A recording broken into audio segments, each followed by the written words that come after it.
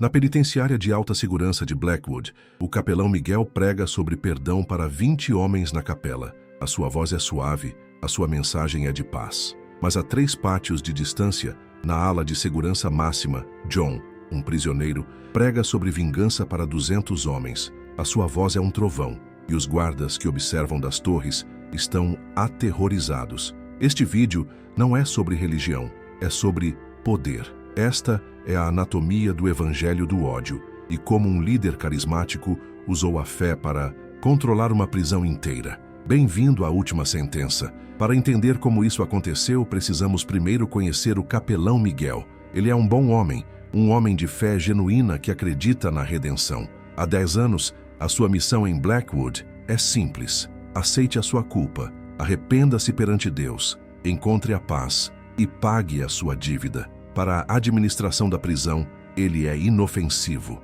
Para os prisioneiros, a sua mensagem é fraca. Ela oferece conforto espiritual, mas não oferece nada para a realidade brutal do pátio. E é neste vácuo de poder que John entra. John não é um detento comum. Preso por fraude, ele não tem a força física, mas tem algo muito mais perigoso. Um carisma hipnótico e uma compreensão profunda da natureza humana. Ele é um leitor. Ele vê a capela vazia de Miguel e vê o pátio cheio de homens desesperados, zangados e, acima de tudo, ansiosos por um propósito. A oportunidade surge na forma de um estudo bíblico. John pede permissão, que é concedida à administração. Adora atividades religiosas, mas John não vai pregar o mesmo evangelho de Miguel. Ele vai remisturá-lo. No primeiro dia, no centro do pátio, ele não fala de perdão, ele fala de raiva. Ele abre a Bíblia e fala de como Jesus expulsou os vendilhões do templo. Ele fala dos guerreiros do Antigo Testamento. E então, ele lança a sua semente. Ele diz aos prisioneiros que eles não são criminosos, eles são os verdadeiros escolhidos, os oprimidos, e que o seu sofrimento na prisão não é uma punição, é a prova da sua santidade. A mensagem de John espalhou-se como fogo em palha seca. Em poucas semanas, o seu estudo bíblico tornou-se a maior congregação da prisão.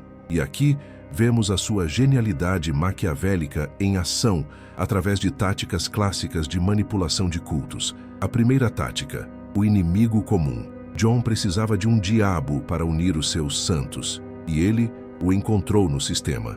Os guardas tornaram-se os babilônios, o diretor, o faraó, e o capelão Miguel, com a sua conversa mansa sobre perdão, era o pior de todos, um fariseu, um falso profeta a soldo dos opressores. Esta mentalidade de nós contra eles transformou centenas de criminosos rivais num grupo coeso e unido. A segunda tática, e a mais poderosa, a justificação. O evangelho de Miguel pedia que eles se ajoelhassem e aceitassem a culpa. O evangelho do ódio de John dizia-lhes para se levantarem. Ele ensinava que a raiva deles não era pecado, era fúria divina. Os seus crimes no mundo exterior não foram erros, foram atos de rebelião contra um sistema corrupto que os oprimiu desde o nascimento. John não removeu a culpa deles, ele a transformou em orgulho. A congregação de John começou a mudar. Eles andavam em grupos, recitavam as frases de John, tornaram-se mais disciplinados, mais organizados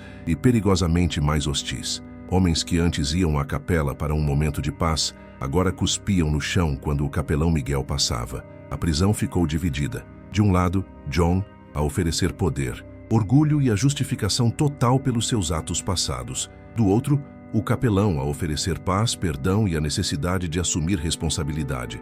Num ambiente brutal como a prisão, qual mensagem é realmente mais valiosa para a sobrevivência psicológica? Comente, poder ou paz? O capelão Miguel percebeu o perigo. Ele tentou argumentar com John, falar de amor e unidade. John apenas sorriu e citou um versículo distorcido sobre como a fé verdadeira deve purificar a terra dos incrédulos. A administração da prisão, vendo apenas que a violência entre gangues tinha diminuído, elogiou o trabalho de pacificação de John, sem perceber que ele não tinha acabado com a guerra. Ele a tinha unido sob uma única bandeira. Aprovado. Chegamos ao clímax. O culto está formado e organizado. Agora o ato final. O evangelho do ódio mostra as suas verdadeiras consequências e o poder de John transborda da fé para o controle total da prisão, iniciando a escrita da parte 3 do roteiro. A seguir, a Synthesized, verificação da contagem de palavras, seguida pelo texto. Contagem de palavras verificada. 511, passo 2. Escrita do roteiro cru, parte 3 de 3. Início do bloco de texto. Narração. O ponto de virada aconteceu durante uma revista de rotina. Um guarda novato, sem entender a nova dinâmica de poder, confiscou o livro sagrado de um dos discípulos de John, um caderno com as suas anotações. Em retaliação, John não ordenou violência, ele ordenou silêncio. De repente, a prisão parou. Os seguidores de Ponoj, John, agora a maioria da população carcerária, recusaram-se a voltar para as celas, recusaram-se a comer, recusaram-se a falar. A prisão estava paralisada. Era uma demonstração de poder aterrorizante e disciplinada. O diretor da prisão, em pânico, foi forçado a negociar, não com um detento, mas com um profeta.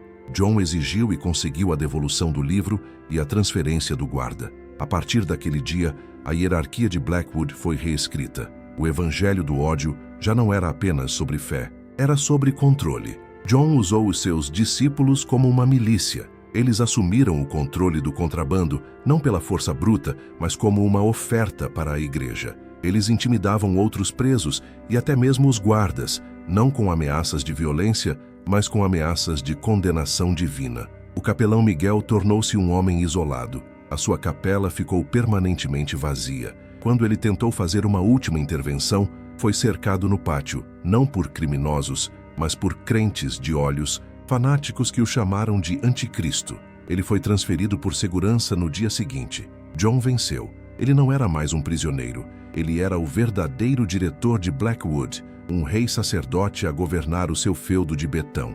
E esta é a última sentença desta história. O desespero é o combustível da manipulação. Onde a esperança institucional falha, a esperança radical floresce. O evangelho de Miguel pedia que os homens aceitassem a sua fraqueza. O evangelho de John deu-lhes um inimigo e disse-lhes que a sua raiva era uma força divina. A fé, quando usada para justificar o ódio, torna-se a prisão mais perigosa de todas. Uma prisão da mente, uma da qual os prisioneiros não só não querem escapar, mas pela qual eles estão dispostos a matar. A linha entre profeta e manipulador é traçada pelo evangelho que ele prega. Se você quer entender as forças que moldam o comportamento humano e a psicologia do poder, inscreva-se no Última Sentença e ative as notificações.